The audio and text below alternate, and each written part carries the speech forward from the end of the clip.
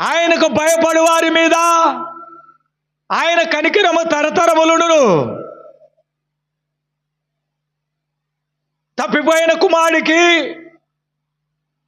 తండ్రి భయం లేక, తండ్రి హద్దు లేక, తండ్రి మాట గెలవేక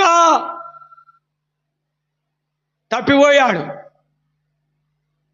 పందులు తినే భోజనమునకు అలవాటు పడ్డాడు.